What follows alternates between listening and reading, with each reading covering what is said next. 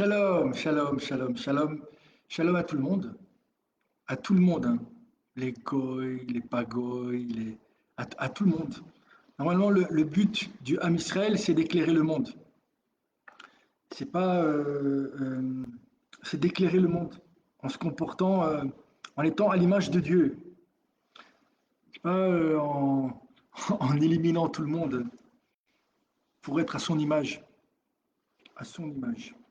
sa propre image. Qu'on on crée des dieux à notre image. Ouais, et puis ces dieux-là, du coup, on crée des dieux à notre image. En fait, non. C'est ça l'idole, hein, les idoles. Il y a que des idoles. On vit dans un monde d'idoles. D'idoles, ouais, l'idoles. Qui dit idole dit argent, dit pouvoir. Donc on regarde celui qui a de l'argent, celui qui a du pouvoir, et on veut lui ressembler. C'est, c'est fini le temps. Il est venu le temps des synagogues. Ah oui, avant c'était les cathédrales, maintenant c'est les synagogues. Les synagogues sionistes. Alors, on continue. Shalom, shalom, Shabbat shalom, en ce vendredi. Donc, on continue. Donc, on est dans les pas du Mashiach. Donc, les pas du Mashiach. Donc, c'est quand le Mashiach va se lever et il va marcher. Au début, il va marcher tout seul. Comme on dit, il va pousser dans le dessous de la terre. On va même pas on se dit, ah, d'où il vient celui-là, d'où il sort celui-là. C'est quand même pas. Il va dans le dessous de la terre, il va sortir comme une pousse. Et vous ne pourrez pas l'arrêter. Avec vos mensonges, avec votre arrogance sioniste, vous ne pourrez pas l'arrêter. C'est vous. Le Machar va se battre contre vous. Contre vous. Et il aura juste besoin de lire la Torah pour vous faire disparaître parce que vous n'existez pas. C'est juste une clipa. Une clipa, c'est une écorce du mal qui vous a complètement. Ouais, c'est à 2000 ans de galoute, vous êtes devenus des Français, des Américains, des Italiens, des Russes, et vous êtes revenus avec ça en croyant que c'est ça le judaïsme. Mais non, vous voulez savoir c'est quoi le judaïsme? Voilà, vous allez à la source et vous lisez, vous allez voir c'est quoi un juif. Ou sinon, vous prenez exemple sur Abraham, Yitzhak et Yaakov, pas sur Herzl, Ben Gurion et Pipi. C'est pas eux, c'est pas des patriarches. Vous comprenez? Vous pouvez chanter le Hallel, c'est-à-dire les psaumes. Normalement, on chante le Hallel quand il y a eu voilà, une intervention divine. Il y a rien de divin, il n'y a aucun miracle. Vous avez les missiles et les armes des Américains, et puis vous vous battez avec des gens qui ont des cailloux. C'est tout. Il y a aucun miracle. C'est que du cinéma, vous faites. Que du cinéma. Et même s'il y a un miracle, c'est le Samer même, c'est-à-dire le Samer même, c'est le Satan. C'est lui qui. Parce qu'il a aussi ce pouvoir de faire des miracles. On va lire, mes amis, on va tout simplement lire. Ils parlent, tous ces rabbins, des cathédrales. Ouais, c'est du judaïsme chrétien, en fait. Finalement, il fallait reconnaître JC à l'époque. Et même là, c'est lui qui vous a, c'est lui qui vous aurait, ils auraient pas reconnu. Il dit, mais c'est nouveau, votre, ouais, vous êtes des Grecs, quoi. C'est pour ça que vous êtes une démocratie, des crasseux, vous êtes des crasseux, des crasseux, oui, c'est la démocratie, c'est la crasse, quoi. C'est l'image de la liberté, de la fraternité, de l'égalité. C'est juste le masque, quoi, le masque. Mais en réalité, derrière, il y a quoi? C'est pas beau à voir, hein. Je sais même pas si on peut le voir, tellement c'est rien, c'est le vide total. Et comme on dit, quand il y a le vide total, surtout chez quelqu'un qui est censé représenter Dieu, c'est-à-dire un juif, eh ben, il y a automatiquement des serpents et des scorpions qui vont habiter votre cerveau. Et effectivement, à ce moment-là, quand vous allez utiliser votre tête, votre mental pour pouvoir soi-disant contrôler ce qu'on appelle le pulsionnel, eh ben, vous n'allez rien contrôler du tout. Vous allez juste vous faire cuire un œuf. Oui, il tue le machiar dans l'œuf, comme on dit. Il le tue dans l'œuf, tellement ils ont peur. Alors, revenons arrêtons, j'arrête tout de suite, ouais, c'est des délires. Ça, c'est des délires. Il n'y a que quand je lis que c'est vrai, parce que c'est pas de moi, c'est de la Torah, c'est des prophètes, des vrais sages. Alors, euh, donc toujours renvoyé à ce livre-là, Les pas du Machar, il existe en hébreu, écrit par le Rav Elchanan Wasserman, et il est dans toutes les yeshivot. C'est là où on étudie la Torah. Et tout le monde, euh, tout étudiant de Torah a dû ou il a entendu parler de ce livre, ou il l'a lu. Et apparemment, ou il a rien compris, ou il n'a pas le droit de le comprendre. C'est-à-dire que, bah, moi je lis ça, hein, je lis ce qu'est en train de dire le Rav Elchanan Wasserman, un des plus grands disciples du Chafetz Chaim. Alors, on y va. Les sages seront dénoncés. Ketuvot 112b. Donc, dans l'époque pré-messianique, comme disent les rabbins sur Internet, Box, Tox et Intox, les sages seront dénoncés. Les sages seront dénoncés. Pas par les musulmans ou par non, non, ils seront dénoncés par, euh, par les hérétiques à l'intérieur de notre peuple. Des générations précédentes disaient, les hérétiques des générations précédentes disaient, de quel bienfait les sages nous ont-ils gratifiés? Ils disent pour eux-mêmes, ils lisent pour eux-mêmes, ils étudient pour eux-mêmes. Sanhedrin 99b.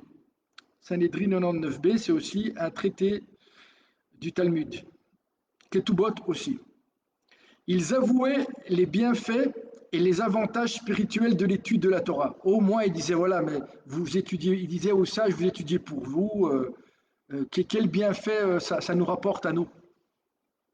Mais les hérétiques des années avant que le sionisme ne retire son masque, ne montre son vrai visage, c'est-à-dire, cherchez pas loin, d'après moi, Amalek, il est en haut, au gouvernement israélien, et pas simplement, hein. Il est dans tous les, les entités sionistes, les entités, dans les martiens, les entités sionistes, dans tous les pays du monde, où ils ont mis un pied. Et dès qu'ils ont mis un pied, il y a eu des pogroms, dès que eux ils ont mis un pied. Après, ils vont dire, mais non, mais nous, on est venus vous sauver. Bon, moi, j'y crois pas. À vos salades, vos salades, vos salades. Les Américains, c'est ça, c'est une salsa. C'est pas qu'en Sud-Amérique qu'il y a la salsa. Il y a aussi, c'est une salsa, c'est un mélange, un grand mélange. C'est ça qu'on appelle normalement euh, les, comment vous les appelez? Les méchants. Erev Rav. Le Erev Rav, le grand mélange. Il est aux États-Unis, hein. Et même, peut-être que même que Trump, sa fille, elle est peut-être mariée avec un. On ne sait pas, on ne sait pas, on ne sait pas. Je sais pas si, je pense pas qu'il est antisioniste, Trump. Soyez antisioniste et fier de l'être. Et si jamais on vous dit que parce que vous êtes antisioniste, parce que vous lisez la Torah, ou parce que vous constatez une vérité, vous la dites, et on vous dit ouais, t'es antisioniste, donc t'es antisémite, sachez que c'est lui qui est antisémite, celui qui vous traite d'antisémite. Pourquoi? Peut-être simplement parce il est sioniste. Et automatiquement, sans le savoir, c'est lui qui est antisioniste. Un sioniste, c'est antisioniste, antisémite. C'est lui qui est antisémite. Un sémite, c'est un arabe, c'est un vrai juif. C'est ça un sémite. C'est ça, Shem, c'est ça. C'est pas l'inverse. C'est pas l'inverse. Et Donc, allez, n'ayez pas peur, allez-y, partagez, dites-le, n'ayez pas peur. De toute façon, ils vont vous essayer de vous liquider. Au moins, peut-être que si vous le dites, ils vont pas oser le faire, ou ils pourront pas le faire. Parce que là, vous serez protégé par le patron, le vrai patron. Le vrai patron. Alors, de quels bienfaits les sages nous ont-ils gratifiés? Ils disent pour eux-mêmes, ils étudient pour eux-mêmes. Ils avouaient le bienfait et les avantages spirituels de l'étude de la Torah. Mais ils avouaient que si tu étudiais la Torah, exemple comme, voilà, il y a un bienfait quand même. La personne, elle travaille ses midotes, elle travaille ses traits de caractère, elle essaye de cultiver les valeurs humaines, pas Bitcoin, comment créer une marque sur YouTube. Il n'y a rien à vendre, comme on dit. Circuler, il n'y a rien à vendre. Circuler, il n'y a rien à vendre. Il n'y a rien à vendre. Et si on donne, c'est que du don. Que du don.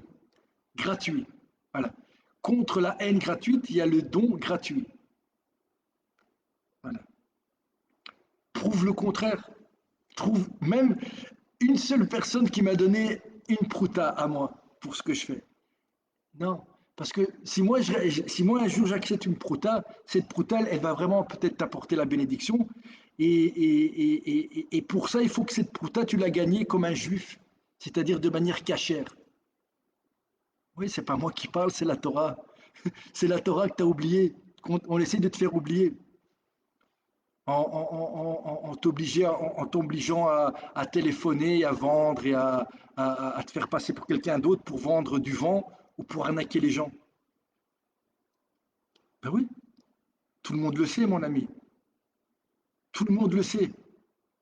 Et c'est pas que, en fait que tout le monde le sait, c'est Hachem le sait. Dieu le voit.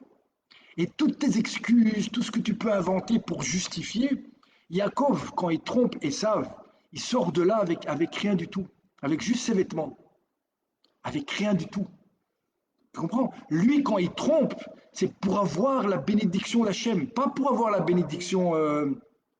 Après, il va aller travailler chez Lavan il va travailler honnêtement chez Lavan. Il va plus tromper. C'est fini. Tu comprends? C'est-à-dire il a compris quelque chose que toi, tu comprends pas.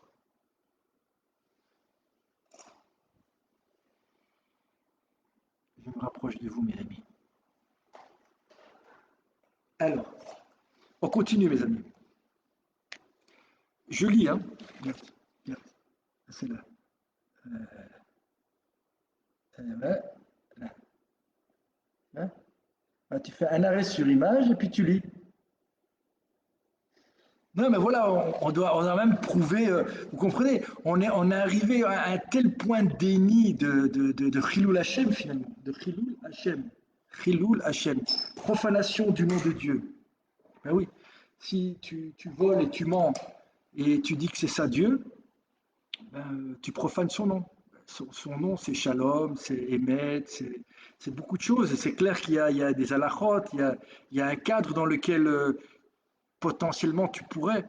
Mais normalement, si tu veux le représenter, si tu veux être une lumière des nations, c'est-à-dire ce pourquoi tu as été créé, nous avons été créés, eh ben alors voilà, tu essaies quand même déjà de lire la Torah et de te comporter comme un juif, pas comme un non-juif, qui vit dans une démocratie avec une armée et et qui fait ouais, comme les Américains, comme les Turcs, comme tous les gens qui ont d'une manière ou d'une autre jeté des bombes atomiques ou fait des génocides. Après, on oublie, hein. Comme on dit, après on dit ouais, on s'excuse d'avoir jeté, d'avoir finalement, ouais, Hiroshima, on s'excuse, on s'excuse quoi. Et puis les gens oublient. Mais nous, on n'est pas comme les autres. Chez nous, il n'y a pas. Ça vient de chez nous, ça. Ni oubli, ni pardon. Mais où vous avez vu ça? Ni oubli, ni pardon. C'est écrit où dans la Torah? C'est écrit où dans la Torah? Ni oubli, ni pardon. Parce que ce que vous dites, c'est aussi par rapport à nous. Quand un jour, il va y avoir quelqu'un qui s'appelle le Machar, il va faire les comptes aussi avec nous, malheureusement. Aussi avec nous. Ouais. Oui, mais on a fait ça parce qu'on... non, non, non, non, ça fonctionnera pas, mon ami. Alors, donc ils avouaient, quoi. Les hérétiques, c'est, disons que c'est les laïcs, quoi. Les hérétiques de chez nous, hein, des générations, ils disaient, ouais, mais à quoi ça sert que vous étudiez la Torah? Vous étudiez pour vous. Euh, à nous, ça nous sert à rien. Mais ils avouaient quand même que d'étudier la Torah, ça, c'était quand même quelque chose de bénéfique, quoi. D'aller faire du culturisme, d'aller courir dans le vent pendant 1 heure autour d'un parc. Oui, c'est clair, ça sert à rien. Ça sert à rien. Ça, c'est vraiment, ça sert à rien. Tu peux faire la même chose. Tu vas dans un parc avec un cours quand même dans tes oreilles, un cours de Torah. Et voilà, tu marches comme ça, ou bien tu vois, tu marches. Et même le mieux, c'est que tu marches pour aller à, je sais pas moi, aider des gens ou porter les courses d'une vieille dame. Voilà, tu vois, ça, c'est sain. Ça va te, te, te donner du souffle, le vrai souffle. Alors, en revanche, une revanche, c'est des revanchards les sionistes, c'est des revanchards, des revanchards. Les mécréants de notre temps assurent que les docteurs de la loi sont à l'origine des catastrophes. Donc, les mécréants, quand il dit les mécréants, il parle des sionistes, hein. Elhanan Wasserman. Ces mécréants, quand il dit ces mécréants, il parle des sionistes, ceux que vous... Ah oui, tous ces mecs qui parlaient, il y en avait quelques-uns avant la guerre, il y en avait quelques-uns qui commencent, parce qu'ils devaient se faire injecter, ils n'étaient pas trop d'accord, qui commençaient à être antisionistes. Ils ont tous disparu de la circulation. Vous êtes tous en train vous êtes, je sais pas où vous êtes, mais vous êtes sous terre je ne sais pas où vous êtes, mais nous cherchons des Rachmonaïm, même pas pour se battre, hein, juste pour avoir le courage de dire la vérité. Une vérité hein, qui est en tout cas une autre vérité que la propagande sioniste. Ça c'est clair qu'il y a une propagande sioniste, hein, et pas qu'en Israël. Hein. Ça, il y a même un aveugle le verrait. Alors, en revanche, les mécréants, c'est pas moi qui parle, c'est Elhanan Wasserman et le Rafetz Chaim aussi. Il n'y a pas que lui aussi, vous prenez pour des mécréants. Et pas que lui, tous les rabbinim, il y a moins avant que vous arrivez, avant que vous commenciez à retirer vos masques et à les faire mettre aux autres que vous considérez comme des esclaves. Bien sûr, vous considérez les autres comme des esclaves. Comme on dit, on est venu chercher le goy, t'as rien dit, on est venu chercher le musulman, t'as rien dit, puis on est venu chercher le religieux, là, tu as commencé à dénoncer les religieux ici, ça se passe ici, hein, ça se passe ici à Miacharim. De temps en temps, il y a une descente de flics et on arrête un religieux. Ah ouais, c'est pas des blagues, hein. Et vous le savez, et vous êtes complices de ça. Alors, en revanche, les mécréants de notre temps assurent que les docteurs de la loi sont à l'origine des catastrophes. Donc c'est eux, donc ça veut dire que les Satmar, les Neturikarta, tous les gens qui habitent ici à Meacharim, c'est eux l'origine de la catastrophe. C'est eux, quoi. C'est eux qui veulent jeter des bombes nucléaires un peu partout autour d'Israël. C'est eux. Ça, vous saviez pas ça? Ah ben voilà. Non, alors, c'est eux qui sont à l'origine de la catastrophe. Certains raves l'ont dit, hein, ils ont dit que les Neturikarta c'était un cancer. Il y en a d'autres qui veulent les pendre, des rabbins, mais pas des petits rabbins, hein, des rabbins qui ont pignon et cathédrale sur rue. Hein. Catastrophes qui s'abattent sur eux et sur l'ensemble du peuple. Donc voilà. Donc si aujourd'hui il y a eu en d'autres termes, j'ai eu quelqu'un qui est venu là, il m'a dit, ouais, toi tu es comme Corba et Bar Corba. Moi, il m'a dit, voilà, c'est toi qui. Mais mon ami qui il y aurait eu Corba ou pas Bar Corba, euh, tu vois, je veux dire, il y avait tellement de choses qui étaient déjà. Ça, c'était juste la goutte qui a fait déborder le vase. D'accord? Et moi, jusqu'à preuve du contraire, je vais ni chez les Américains, ni chez les musulmans, ni chez les chrétiens pour aller euh, faire un défaut à la, pour pouvoir. Non, ça c'est plutôt les sionistes qui font ça pour le moment. Ils provoquent des choses et puis ils disent qu'ils en sont victimes pour pouvoir après se comporter comme des non-juifs, des Américains, des dictateurs, voilà. Et après, effectivement, faire comme tous les ismes qu'on a connus et qui ont disparu, comme va disparaître le sionisme. Et j'espère que des juifs vont se lever contre cette hérésie totale, parce que si on ne se lève pas, eh ben, c'est pas eux, ils font comme ils font d'habitude, hein. Comme on dit, avant que le bateau coule, c'est eux les premiers ceux qui vous disent là aujourd'hui, c'est eux les premiers qui vont faire leur bagage et qui vont dégager. Et donc, si on ne bouge pas assez rapidement, effectivement, on devra faire nos bagages et dégager, malheureusement. Et comme ils sont en train de créer de l'antisémitisme, ouais, parce que pour moi, c'est eux qui créent l'antisémitisme, en tout cas, ils le créent là où il n'existe pas, et là où il est là, ils l'augmentent, ils mettent du feu sur l'huile. Comme ça, effectivement, on pourra même plus prendre nos valises et aller, parce que voilà, il y a un moment où